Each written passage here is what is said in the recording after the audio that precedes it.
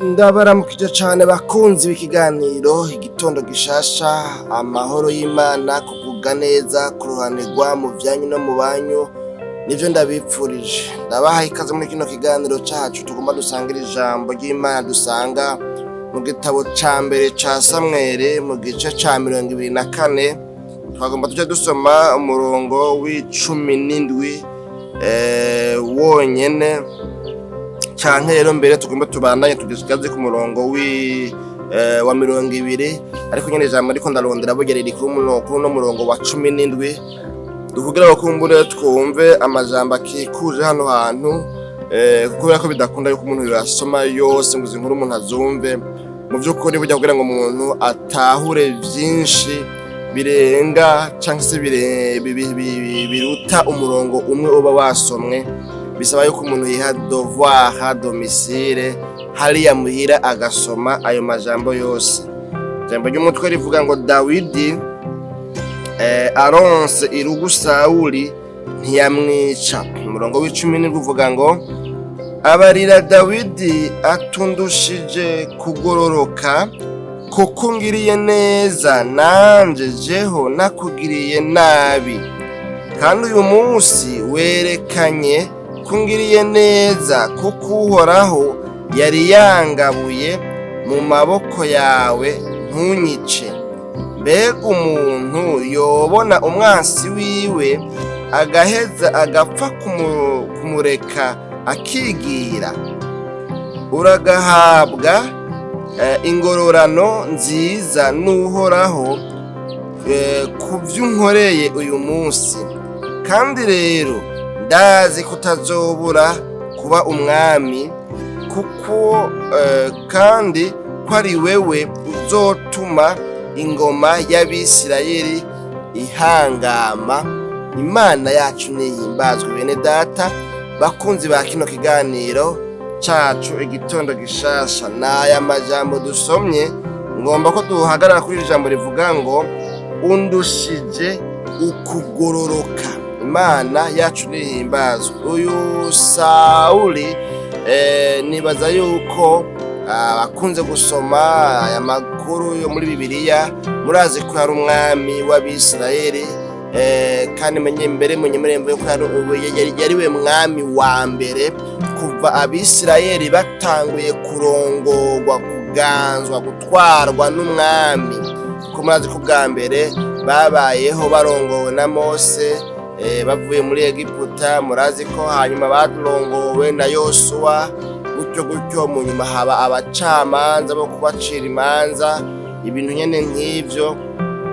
Kandi muri systeme novuga ngo ni y'uburongozi bw'iyobokamana, nkaho novuga ngo bari barongowe n'Imana. Imana akaba ari itanga novuga ngo ingingo ngenderwako, ingene bakwiye kwitwara, ingene bakwiye kwifata. Imana yacu nihimbazwe. Hanyuma rero no majambo dusomye ni birebire, ntibihava vyoroha kubivuga vyose, mugabo uko vyagenze muri make duhamvya nivyo twagomba kuvuga kugira ngo dushikire aha hantu Sawuli yagize gutya. Muri make no muri menshi, Sawuli muri kino gihe co kuba umwami kwiwe yabayeho yanka urunuka Dawidi. Muri kuno kwanga urunuka Dawidi vyakomotse, cyangwa se kuno kwanga urunuka Dawidi kwakomotse ku kungene Imana yakoresheje ibihambaye Dawidi akica Goliyati nawe cari kigatanya, cari kibangamiye cane ubwoko bw'Abisirayeli. Igihugu cose c'Abisirayeli hari harabuze umuntu n'umwe yomunesha, yomutsinda, yomwica. Imana yacu nidutabare. Hanyuma rero Dawidi atabarutse, abagore b'Abisirayeli kazi rero ngo baca bararirimba. Muri uko kuririmba bahayagiza nibyo umwami Sawuli ngo ko yishe igihumbi. Mu byo yakoze vyose nk'umwami agwanira igihugu, atabara igihugu, babigereranije nuko bingana n'igihumbi.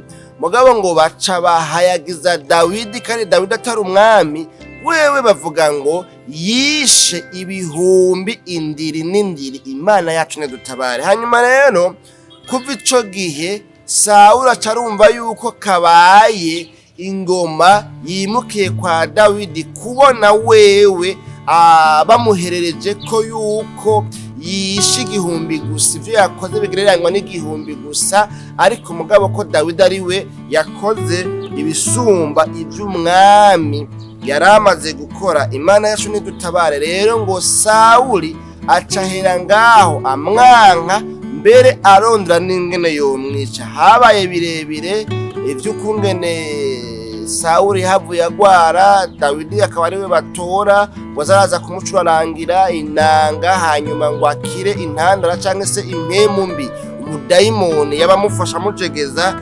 Ibyo byose ntituhava tubizamwo, ariko mugabo kandi ngomba kuvuga yuko Dawidi yahavuye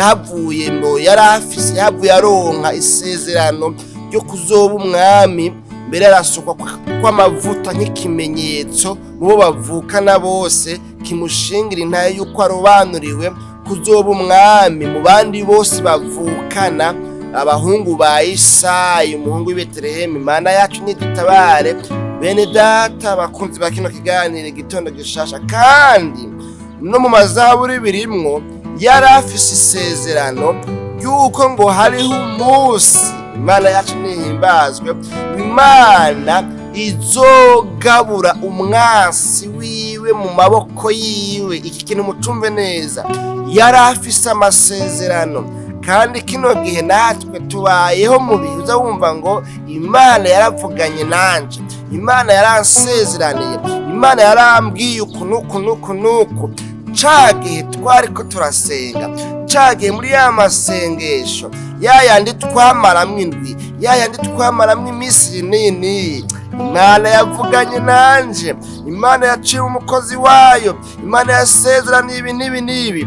Imana yacu nihimbazwe. Bene data bakunzi ba kino kiganiro igitondo gishasha cacu cuno musi. Hanyuma rero hariho ukuntu rero muri kuno kwankwa na Sawuli umwami, ngo habayeho kugeza yaho ngo Sawuli yahize kenshi kwica Dawidi, hamwe akamutera icumu, hama Dawidi akarikwepa kubw'Imana, kuko umuntu atabaho kubw'impuhwe z'agaca, kuko inkoko, umuswi w'inkoko utabaho kubw'impuhwe z'agaca. Kandi kubera yuko umuntu burya mu vy'ukuri kubaho kwiwe kudahagaze cane mu mpuhwe z'abansi biwe, ahubwo kubaho k'umuntu guhagaze mu mpuhwe z'Imana no mu mugambi w'Imana. Ic'Imana yagize ntiyasezeraniye umuntu.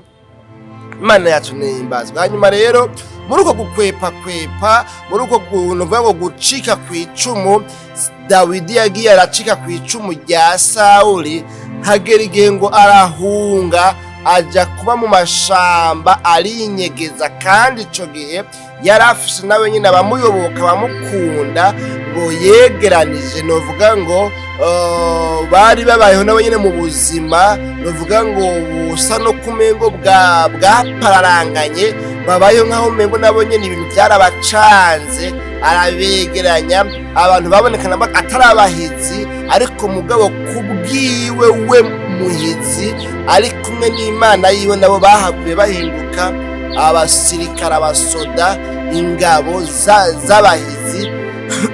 Imana yacu nihimbazwe. Hanyuma rero muri kino gihe rero dusomye aya majambo, Dawidi yaba ahantu novuga ngo iyo mu bugaragwa, mw'ishamba, mu bitandara vy'amabuye, mu mahoshe. Imana yacu nidutabare. Sawuli rero ngo aronka amakuru amubwira ngo erega wa mwansi wawe Dawidi abahanaha, niyo twamubonye, niyo yinyegeje niyaba. Sawuli ngo aca yegeranya abasirikare benshi, hanyuma ngo abo basoda agirane arabajana kugira ngo bagende guhiga Dawidi. Afata igitero kininiya, hanyuma ngo bariko baramuhiga muri ayo mashamba, muri ivyo bitandara, ngo umwami yumva yipfuje, novuga ngo kugenda kwihagarika, kwituma. Ivyo byose nibaza ko bitahuritse, muratiri barinjira muri vyinshi. Hanyuma ngo aca yinjira rero ngo mwisenga, hagenda kwihagarika. Muri iryo senga naho ntiyamenya yuko Dawidi n'ingabo ziwe nabo bihishije aho nyene. Hanyuma ariko arihagarika, vyumvikana neza yuko yihagaritse araba hanze iyo yazananye. Kumbe hariya hirya yahajya ariko arihagarika niho Dawidi n'ingabo ziwe ziri. Hanyuma rero ngo abasirikare bari kumwe na Dawidi baca baramubwira ati ahubwo nyaragasa, batangura kumwibutsa yuko afise isezerano ry'Imana, yuko yari yaramubwiye ngo izogabura umwasi wiwe mu maboko yiwe. Bamubwira bati rero burya wa munsi n'uyu nyene, haguruka umwice. Urabona kuva yaguturaturije, kuva yakwangarije n'ibindi vyinshi umuntu yovuga muri iyo sansi. Dawidi nawe yumva umengo nivyo, kugira ngo aronke amahoro yumva umengo yokwigwanira, yumva umengo yobigiramwo uruhara, akadendura agakuraho umwasi wiwe. Imana yacu nidutabare. Ariko ntiyamenya ko Imana ariyo ifise ibintu mu minwe, kandi yuko ugutabarwa kwiwe guhagaze mu biganza vy'Imana, kw'Imana yigaruriye uguhora ngo kuba ukwayo, ntabe ariwe abigiramwo uruhara, kuko niyamwica nawe azoba abaye mubi, azoba abaye umwicanyi. Imana yacu nidutabare. Hanyuma rero aragerageza, yumva umutima ntumukundiye, ngo acacura umutwe cyangwa se isonga ry'impuzu Sawuli yari yambaye ariko arituma. Ariko ngo yumva umutima uramuseka, yumva umutima uramubujije ati gezaho, reka abicisha inkota nabo bazokwicwa n'inkota, reka kwihora, ihori rimara umuryango. Yewe Dawidi reka, jewe nzogutabara, jewe nzokugwanira, ndazi ivyo nagusezeraniye aho bizoca kugira ngo bigushikeko, ndazi ko hariho ukuntu bizogenda. Imana yacu nidutabare. Dawidi rero ngo acarareka kwica Sawuli. Aya majambo twasomye rero ngo Sawuli avuye hahandi yarari, akagenda agasubira mu ngabo ziwe, ageze ahantu hakurya ngo harabana naho bo ba Dawidi bari. Dawidi acarasokora akava muri rya senga, acarahamagara umwami, acaramubwira. Muze musome aya makuru, turiko turayarezima kuko tugomba dusozere iri jambo rya kino kiganiro cacu, burya ntiduhava tumara umwanya muremure. Dawidi acaramubwira vyose, amubwira ati raba, Imana yari yakumpaye ngo ndaguhoshe, ariko sinabigize. N'ikimenyamenya, raba impuzu yawe ufise, uraza kubona yuko hariho, Imana yacu nidutabare, isonga ryayo, agaparti kayo nije ndagafise ngaka. Imana yacu nidutabare. Bene data bakunzi bakina kiganiro, n'ayandi majambo menshi muze musome kugira ngo mubitahure bisobanutse. Imana yacu nidutabare. Hanyuma Sawuli acaravuga rero ano majambo, avuga ngo no kuvuga twabaye ku murongo wa 17 ngo abarira Sawuli, abarira Dawidi atundushije kugororoka, kukungiriye neza, nanje jeho nakugiriye nabi. Imana yacu nidutabare. Bene data bakunzi bakina kiganiro igitondo gishasha, Sawuli ibi byose yabikora azi yuko Dawidi afise isezerano ryo kudosubira ku ngoma Sawuli, ariko akaba yarondera ingene yobihereza hiyo isezerano ritozoshika kuri Dawidi. Imana yacu nidutabare. Ngaca arakonfirma aravuga ngo kandi rero ndazi neza kuzoba umwami. Imana yacu nidutabare, amasezerano wasezeraniwe azoshika, nawe utari kuraharanira kumpohosha kugira ngo usubiraho narindi. Imana yacu nidutabare, ndazi neza ko bizoshika. Imana yacu nidutabare. Rero burya ijambo riko ndarondera rero ni ijambo rivuga ngo undushije kugororoka. Imana yacu nidutabare. Bene data bakunzi ba kino kiganiro igitondo gishasha, turi mu mugwi w'abantu bari mwiyobokamana, bakijijwe, basenga Imana, abakristo, abakizwa, abakozi b'Imana kumbure mu buryo butandukanye, bafise imihamagaro iyi n'iriya, basigura, basengera abantu, bakorera Imana mu buryo ubu canke ubundi. Imana yacu nidutabare. Hanyuma kandi ugasanga umengo kugororoka kwacu, ugukizwa kwacu, umengo two kwerekanisha ako gahogo kagororotse muri kwa kuririmba, muri kwa gutamba za ntambo z'igisirimba, muri kwa kuvyinira Imana, muri kwa gucuraranga, muri kuno gusigura, tukabona umengo bigarukira ngaho. Ariko muri kino kiganiro ntera nsozera, nzanwe no kukubwira ngo ukugororoka kwawe ntikugarukira ngaho honyine. Ukugororoka kwanje jewe ndiko ndagushikiza kino kiganiro, sinigere nihenda, ntikugarukira muri kuno gusigura, ntikugarukira muri ano majambo.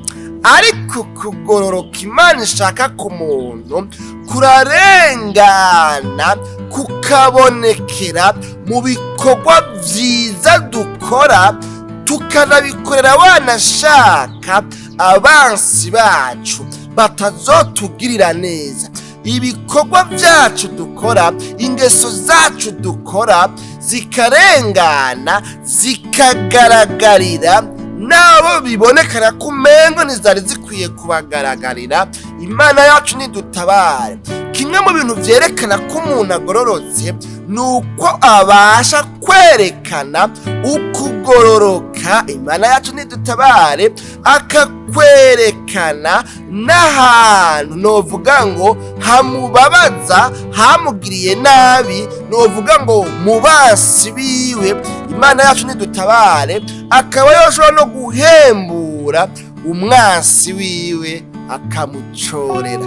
Ibi bintu ntivyoroshe, ibi bintu biragoye, ariko igihe cyose umuntu yumva umengo abamuvuze nabi, abamugiriye nabi, yoronka uruhusha bomwemerera, yoca batemagura bose akabamara, aho uyu muntu ntaba aragera kugororoka. Imana yacu nidutabare. Bene data bakunzi ba kino kiganiro igitondo gishasha, ndakeka mu baporoti bagenzi banje, mu bakizwa bagenzi banje, mu basiguzi bagenzi banje, mu bayutubere biyobokamana benshi bagenzi banje bagerageza gushira ibikorwa bitandukanye by'ivugabutumwa kuri zino mbuga ngurukanabumenyi, ndakeka yuko hamwe botanga uruhusha bakavuga ngo ubu rero umwe wese aremerewe kwihora no kurangiza no gukuraho no gusangangura abansi biwe, abamubwiye nabi, abamweretse yuko batagomba yuko yobaho.